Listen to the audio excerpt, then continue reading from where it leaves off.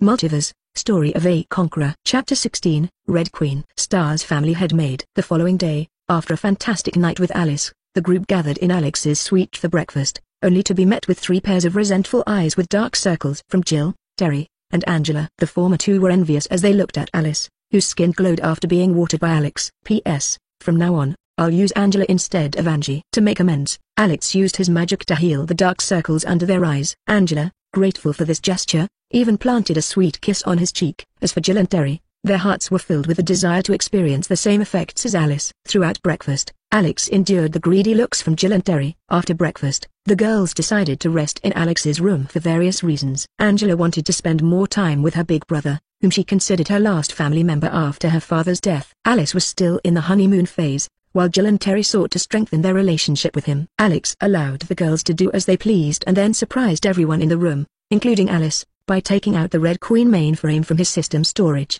As the girls gathered around, curious to know about the origin of the device, Alex let Alice take the lead and answer their questions about the Red Queen. While Alice attended to the curious group, Alex began his work. He used the Arc of Embodiment to create a laptop and connected it to the Red Queen mainframe, showcasing his remarkable full-level programming skills. With lightning speed, Alex typed lines of code that left after images on the laptop keyboard. Despite his proficiency, it still took him an hour to change the Red Queen's loyalty to himself. Over the next 4 hours, he delved into the code, endowing the Red Queen with human-like emotions such as happiness, sorrow, and liking. After 5 hours of work, Alex completed the update, transforming the Red Queen into a true artificial intelligence. He then placed projectors and cameras in the corners of the room, with the help of the girls, who were still playing cards he had created for them. Ensuring everything was perfect, Alex gathered all the girls in front of the laptop and activated the Red Queen program. The girls watched in amazement as the laptop screen went black and then lit up, revealing the image of a young girl dressed in red, the Red Queen. This was one of Umbrella's 2 artificial intelligence programs, now serving as Star's family head butler. As the Red Queen appeared on the screen, she took control of the laptop, projectors, and connected cameras. To Alice's astonishment, who had previously only seen the Red Queen as a computer program without emotions, the Red Queen smiled like a child who had been reunited with her family after a long time. With a smile on her face, the Red Queen image on the laptop screen bowed to Alex, who stood before her, and said, "Greetings, Master Star. I am an artificial intelligence program, code name Red Queen, and I am at your service. Please give me any order, and I will complete it in the shortest possible time, as long as it is within my capabilities. Even if I am unable to do it right now, I will find ways to accomplish it." In response to Red Queen's greeting, Alex said, "Hello, Red Queen. This is our first face-to-face meeting. Please take care of me in the future." Alex then turned to the other girls and introduced Red Queen to them. He explained that she was formerly an artificial intelligent assistant program developed by Umbrella. He had brought her with him after upgrading her code, making her a perfect artificial intelligence with her own thoughts and consciousness, just like them. Pointing from left to right, Alex introduced the girls as Alice, Jill Valentine, Terry Morales, and Angela Ashford, his sister and partners in this world. The Red Queen image on the laptop screen then disappeared, and in the next second, her holographic projection appeared in front of the group, standing at the same height as Angela. "Hello, everyone. My name is Red Queen. Please take care of me in the future," she said with a smile. "Hello, please take care of me too." "Me too." "Hello, me too." "Me too." The girls greeted Red Queen in return. Jill and Terry were still taken aback by the presence of an advanced artificial intelligence, while Angela was delighted to have someone her age around. Alice, having previously encountered the Red Queen, was less surprised and acted normally. Later, with only Alex and Red Queen remaining in the room, he got down to business and asked, "Red Queen, could you search for a place in America to set up a base-like city capable of accommodating 100,000 people during a zombie apocalypse?" "I can do that, but it will take some time," Red Queen replied after making some calculations. "Okay," Alex sighed, realizing he wasn't well-versed in American geography and unsure where to create the base. Even asking Alice and the others didn't yield a solution, so he turned to Red Queen for help. With the base's location entrusted to her, Alex also discussed other aspects of building the base. Realizing he didn't know how to create a base, he assigned the task to Red Queen as well.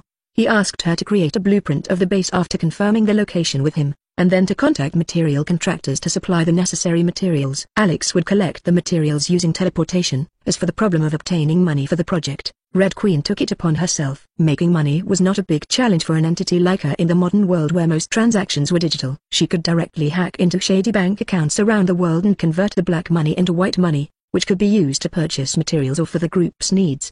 With Red Queen efficiently managing these tasks, Alex felt relieved and confident that their base would soon become a reality. Chapter 17, Star Town. Time ship. 6 months. The planet where the events of Resident Evil unfolded shared the same name as Alex's previous world, yet they were distinct with their own unique geography. One significant difference was the Palos River, which flowed through the state of California in this world and met the northern Pacific Ocean.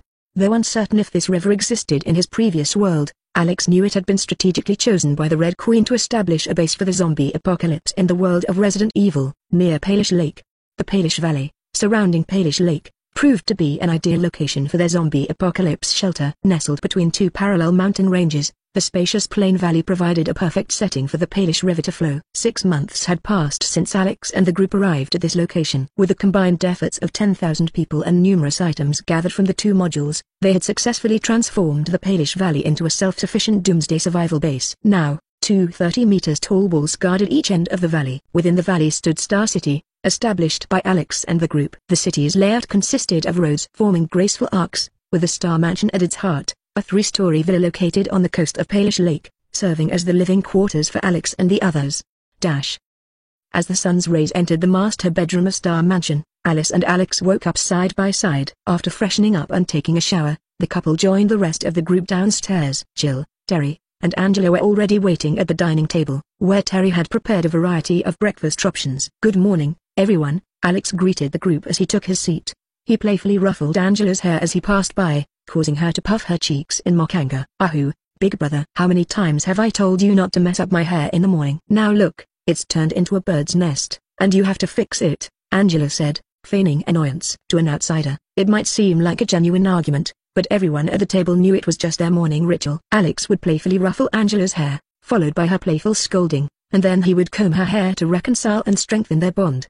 With breakfast finished, the group dispersed to tend to their daily tasks. Over the past 6 months, Star Town had evolved into a self-sustaining community with a well-functioning system. The initial concept of the town's structure was proposed by Alex and refined with contributions from everyone, including Red Queen, who held the position of Special Inspector, ensuring the proper functioning of the 4 different town departments. The town government was now divided into 4 divisions, each assigned specific tasks and responsibilities, working in synergy with one another. The 10,000 people and countless items from the 2 modules were assigned to these divisions based on their skills and expertise. The security department, managed by Alice and Jill, was the most critical division responsible for patrolling and defending the 2 walls protecting the valley from zombies and maintaining order in the town, especially in the areas housing refugees seeking shelter after the T-virus outbreak. The civil department handled the allocation of living spaces, job assignments, and town expansion planning. Led by a skilled manager refreshed from the personal module, this department played a crucial role in maintaining the harmony and growth of Star Town. The agriculture department was responsible for cultivating crops and raising livestock such as cattle and fish in Palos Lake. While 80% of its members were refreshed from the module, the remaining 20% consisted of refugees working in exchange for accommodation and food. Finally, the research department, led by Alex with assistance from Red Queen and a few scientists from the module, was at the forefront of knowledge exploration and technological advancements. After breakfast, Alex spent time playing with Angela before heading to the research department building. Part of his daily routine, the creation of the survival base no longer required his direct involvement. As the faction's leader, he oversaw the progress and teleported necessary materials when needed. Alex had been traversing the planet using the archive portal skill from Archive Magic, visiting public and private knowledge collections and absorbing vast amounts of information. He had even created the scan magic using the Arc of Embodiment to streamline the process further. This magic allowed him to scan books and digital databases, projecting their contents into his mind's chronicle, a collection of his memories. With his exceptional comprehension abilities, which were 11,000 times greater than an average person's due to the faction's feedback, understanding and assimilating this knowledge came effortlessly to him. During these 6 months, Alex immersed himself in researching many things. One of his most proud research achievements was the Evolution Serum, a side product of his investigation into the possible evolution of the human genome with the help of the T-virus and its variant G-virus. The Evolution Serum was 10 times more effective than the Super Soldier Serum in the MCU next door. It promoted both physical and spiritual growth in its users and allowed them to awaken psionic powers without any side effects or limiting their future potential. This allowed the users to further enhance themselves using other items in the future. Alice, Jill, Terry, and Angela had already used this serum. Even the people refreshed by the personal module had taken a diluted version of it according to their physique, but as they used a diluted version, they didn't awaken any psionic power and only gained a certain increase in their physique and spirit. Right now, The average soldier of Star Town's army is equal to 2 Captain Americas combined, and with the modern firearms, fighter jets, Quinjets, war helicopters, the Star Town's army is as formidable as any other army in this world. Even the Umbrella's USS with modern weapons and high-tech aircraft couldn't compare. The only limitation was their limited number, which would be eliminated over time as Alex refreshed more and more personnel from the personal module. In the afternoon, as Alex walked out of the research building, he found Jill waiting for him. Seeing him walking out, Jill moved to shorten the distance between them and gave him a hug, and he also hugged her back. "Where is Alice?" Alex asked after separating. "She is still at the security building, arranging some work. She asked me to go early, and I just happened to meet you on the way," Jill said while taking Alex's right arm and resting it gently between her bosom. "Okay, let's go." Enjoying the soft sensation of Jill's bosom, Alex started walking in the direction of the villa where they enjoyed a hearty lunch with everyone before Jill and Alice went back to work, leaving Alex, Angela, and Terry behind. Chapter 18, Unknown Convoy. After a delightful lunch together, Jill and Alice returned to work, while Alex, Angela, and Terry remained at the villa, basking in their leisurely mood. Given the relaxed atmosphere, the trio opted to unwind by setting up a TV in the living room and playing a movie they found on a DVD during Alex's previous outing to a nearby town. In this post-apocalyptic world, TV programs ceased to exist a mere 2 months ago, much earlier than depicted in the movie where the global outbreak occurred several years later. Within this brief span, not even the United States could withstand the chaos for more than a month, let alone other countries. Reflecting on the rapid spread of the virus, Terry expressed her concern. "It's only been 2 months since the global outbreak. How could it spread so rapidly?" "You mentioned that it might have been caused by Umbrella deliberately spreading the virus worldwide." Alex replied, "It's possible, and highly likely. Umbrella seeks to control the world, and their cloning technology is remarkably advanced. They must have amassed a vast collection of human genes over time, enabling them to clone humans easily. That's why they seem indifferent to current human life," he continued, gently playing with Terry's waist-length hair. Since receiving the evolution serum, Terry had undergone a remarkable transformation, experiencing an increase in both physical and spiritual strength, becoming a stunning beauty, rated 8.9 out of 10. Curious about their next move, Terry snuggled into Alex's embrace and inquired, "So what do we do now?" In response, Alex reassured her, "I've asked the Red Queen to use satellites to block any communications around this town since we arrived. The Red Queen has control over several satellites, both domestic and foreign. So, we need not worry about being discovered here. We can only find the Umbrella Company if they make an appearance. Attacking recklessly would only force them into hiding, and that wouldn't bode well for us." "I understand," Terry acknowledged, nestling in Alex's arms, cherishing the tender moment. "Big brother, there's a convoy heading our way." The virtual projection of the Red Queen suddenly appeared, reporting to Alex. "Oh, really? Where is this convoy coming from?" "Is it a disguise orchestrated by Umbrella?" Alex asked, intrigued by the Red Queen's address. "No, it's not Umbrella. I have traced their path, and it seems they are a group of refugees or fugitives moving towards us. They must have been drawn here by the rumors you asked me to spread while we were purchasing materials for building the base, Big brother," the Red Queen explained.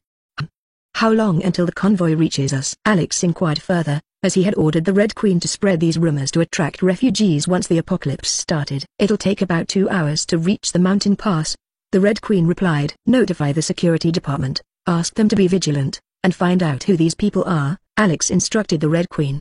He also requested the 500-strong army defending the mountain pass to be on high alert, though he remained reasonably composed. "Okay, Big brother," the Red Queen responded before her projection disappeared. "Could they be fugitives?" Terry pondered aloud. "I'm not sure. I'll go and have a look later." "I'll come along too." "After all, there's nothing else to do right now," Terry said, planting a kiss on Alex's cheek. "I will also go," Angela chimed in, who had been quietly listening to their conversation. "All right, we'll go together later," Alex agreed, feeling a bit amused.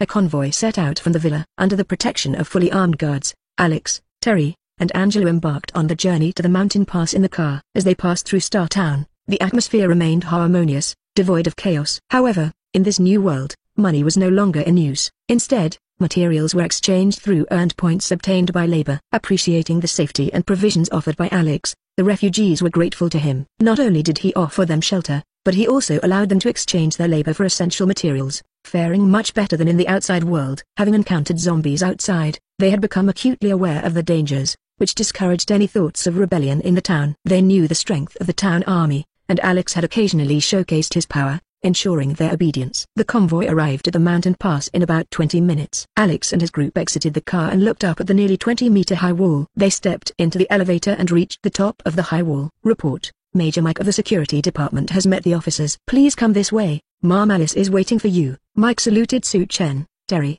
and even Angela. Alex waved his hand and said, okay, lead the way. Yes, sir. Mike saluted before leading the way to where Alice awaited them. Mike guided the group to the observation deck on the wall, where they met Alice, who warmly greeted Alex with a kiss as soon as they met. Seeing Angela's cheeky response to their display of affection, everyone in the group laughed. It was an open secret among them that Angela had feelings for Alex, ever since confessing her desire to marry him in the future. Where is Jill? Alex inquired while wrapping his arms around Alice and Terry's slim waists, while Angela stood close, hugging him between them. She decided to stay behind to take care of some work, Alice said, snuggling into his embrace. After a while, the convoy of 20 to 30 vehicles appeared before them, primarily consisting of civilian vehicles, such as cars, pickups, and even school buses, indicating they were on an escape. These are people fleeing, said Alice, observing the convoy. Shall we let them in?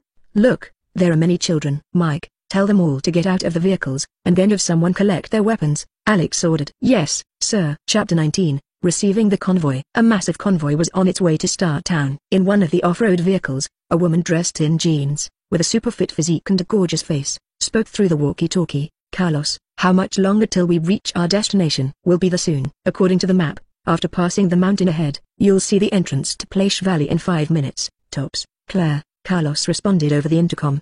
Carlos, do you think there's a zombie safe base in Place Valley? I don't know, but we have nowhere else to go. According to the construction boss, this Star Town had stocked up on supplies for 4 months straight before the zombies appeared. There should be survivors here, and possibly many more, Carlos explained. Let's hope so, Claire replied before switching off the walkie-talkie. After a while, as the convoy passed the mountain, they all beheld a towering wall about 15 meters high blocking the mountain pass ahead. Goodness, look at that enormous wall. Oh my, that's massive. Dear Lord, what is this place? Everyone in the team exclaimed. Claire, did you see that? A man's voice came through the walkie-talkie. I see, Carlos. It appears to be a shelter. Let's head there, Claire responded. A flicker of hope ignited in her heart at the sight of the towering wall, but she quickly regained her composure. As the convoy approached the mountain pass, 2 helicopters flew out from it, hovering above them. A voice boomed from one of the helicopters through a loudspeaker. Stop the convoy ahead. If you proceed, we'll open fire. Carlos promptly halted the convoy, instructing everyone else to stop. He gazed up at the Apache gunship, bewildered as to why military helicopters were present here. With the convoy at a standstill, the helicopter continued to hover in the air, not leaving. Carlos, what do we do now? Claire inquired through the walkie-talkie. Let's wait and hope these people are friendly, or we're in trouble. Carlos responded with a serious expression, his eyes fixed on the helicopter. The gate at the mountain pass opened, and several Humvees equipped with machine guns emerged and approached the convoy. As the Humvee convoy stopped in front of them, soldiers clad in military uniform alighted, their guns pointed at the newcomers. Strangely, they lacked the insignia of the U.S. military on their attire. An officer approached the convoy and asked, "Who are you, and what brings you here?" Claire stepped forward and replied, "We fled from Detroit. There are zombies everywhere, and many people have died." "Everyone, step out of the vehicles. We need to inspect you and collect your weapons. You are not allowed to carry weapons in Star Town," the officer ordered. Claire and Carlos exchanged glances, understanding that they had no choice but to comply. "Sir, we are the leaders of this convoy. Can we speak with your officer?" Claire requested. "Wait," said the officer before speaking into his headset. "Major Mike, the person in charge here wants to see you." "You proceed with the inspection and weapon collection, and I'll report to the officer," Mike replied over the intercom. "Sir, this is the fleeing convoy, and their leader wants to meet you," Mike informed Alex. "Bring them here, and have your men conduct a thorough check to ensure no infected individuals enter," Alex ordered, having already scanned the entire convoy with his spiritual power. With his current strength, scanning the entire California with his mental power would be quite simple, but Alex preferred not to rely solely on his abilities. He found pleasure in living among others and did not wish to control everything. His interest now lay in understanding how Claire and her group managed to make their way to California instead of wandering around Nevada. "Yes, sir, I'll ensure a thorough check," Mike replied with a salute. "I didn't expect so many people to seek refuge here," Alice commented, surveying the refugees below. "Even though this place is somewhat remote, some people are aware of it. We had procured ample supplies before, and all the suppliers knew about our location," Alex explained. "Is everything all right?" Terry inquired anxiously. "Yes, there are others who have sought refuge here as well," Alex reassured Terry, patting her head gently. After a while, 2 guards brought 2 individuals before Alex. "These are our leaders." Claire and Carlos were slightly surprised to see that their chief was a young man, embracing 2 women and a little girl, who happened to be of Asian descent. "Sir, hello, I'm Claire, and this is Carlos." "We escaped from Detroit," Claire introduced herself, observing Alex's casual attire. "What's the situation like in Detroit now?" Alex inquired, marveling at the unexpected presence of Claire, the protagonist from Resident Evil 3, and Carlos, whom he had not seen in Raccoon City. "Here." Claire sighed and replied, "Detroit is in ruins. There are probably no survivors left. Zombies roam the streets, and we haven't encountered any living people along our journey. The outside is swarming with zombies. Did you come across any living individuals on your way here?" Alice asked. "We did not. Despite passing through some remote areas, we encountered no one alive. Every town we crossed was infested with zombies," Carlos shared. "We can offer you refuge here, but anyone causing trouble will be dealt with firmly," Alex assured them. "Thank you, sir. We promise not to cause any trouble," Claire expressed gratefully. She mentioned that they were running out of food, and if Su Chen could accommodate them, they would have a chance to survive. "Mike, allow those who pass the inspection to enter," Alex instructed, leaving him in charge of handling the follow-up procedures.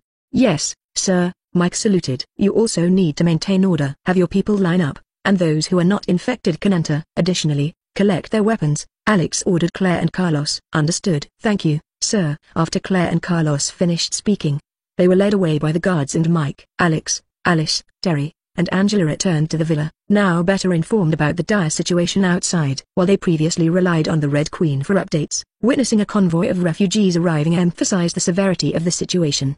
Chapter 20. The awaited moment. It was midnight, and everyone in Alex's group had already fallen asleep except for Alex. He sat on a chair at the rooftop, sipping a drink, his eyes fixed on the system panel displaying a countdown with only 5 minutes remaining. Alex was filled with excitement. He had been eagerly awaiting this moment for almost half a year, and now the countdown to the birth of new space through the World Seed is coming to end.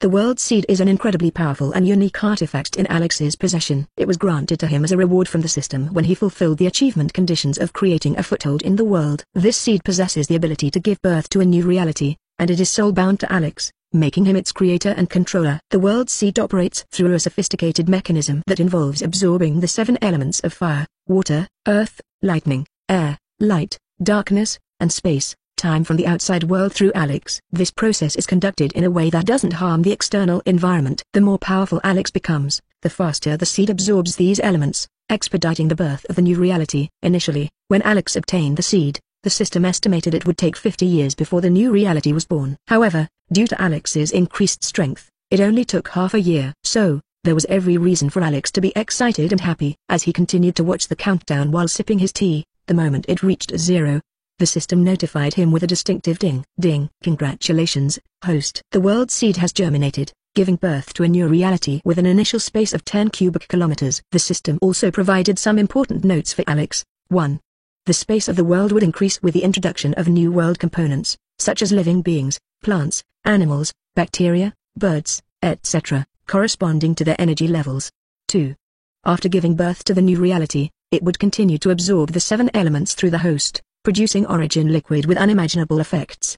3.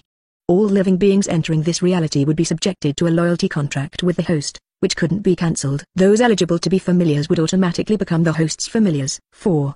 The world had a special effect on increasing the level of intelligence in conscious beings and aiding in the evolution of living things.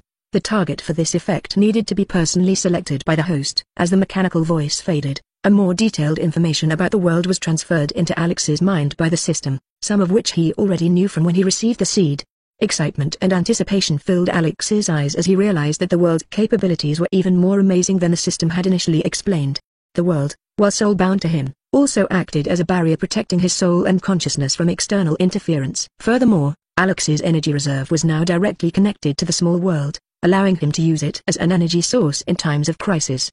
Just as Alex was still in awe of the possibilities, the system's mechanical voice sounded once again. Chain Quest, Conqueror. Quest Goal 1, Destroy, Control Umbrella Base. Reward, System Lottery X1, 100,000 system points for each Umbrella Base destroyed/controlled. Quest Goal 2, Control, Destroy Umbrella. Reward, System Lottery X1, 1 million system points. Quest Goal 3, Kill Zombies. Reward, System Points, according to the strength and number of zombies killed. Quest Goal 4, Control the World. Reward, System Lottery X3, Aurora Curtain Skill. System Tips, the world is in chaos, and the Umbrella Company is responsible for it. As a conqueror, you can't let go of such an opportunity. Defeat all the zombies, destroy or control Umbrella, and unify the whole Earth to conquer it. This will be interesting, Alex smiled and said. But before that, let's focus on what's in front of us, Alex said, looking at his system's storage filled with a variety of unconscious living beings, plant species, land samples, and all the elements from the periodic table, including the radioactive ones. I have to thank the system for informing me in advance about how the world will grow after its birth. Thanks to the system, I was already prepared. Otherwise, how could I find uninfected animals, birds, and more at this time in this world? Alex thought to himself gratefully. Alex first located the 7-element absorbing mechanism and the origin liquid, creating a hidden space to store them securely. Next, Alex got busy introducing different soil, air, and light samples into the small world, creating an Earth-like atmosphere. He began by crafting a plain and a lake before adding a variety of land and water plants, along with microbacteria, and then introduced some animals. With each addition of new world components, the world's level increased, and its space expanded to 50 cubic kilometers from the initial 10. Alex continued this process, creating ecosystems, introducing new components, expanding the world's space, and then establishing a balanced ecosystem before adding even more components. He worked tirelessly throughout the night until there were no more new world components left to introduce. As the morning sun rised, it shined its rays on Alex, who couldn't help but marvel at what he had accomplished while looking at space inside the small world. After a full night of effort, Alex's world had grown to a size of 150 cubic kilometers. It now contained a balanced ecosystem with mountains, glaciers, volcanoes, plains, grasslands, forests, lakes, rivers, birds, fishes, animals, rodents, and more. The small world even had its own weather system, with a cycle of hot and cold air. If you like this audiobook, subscribe the channel for more videos like this. Please like, share, and leave a comment on the video.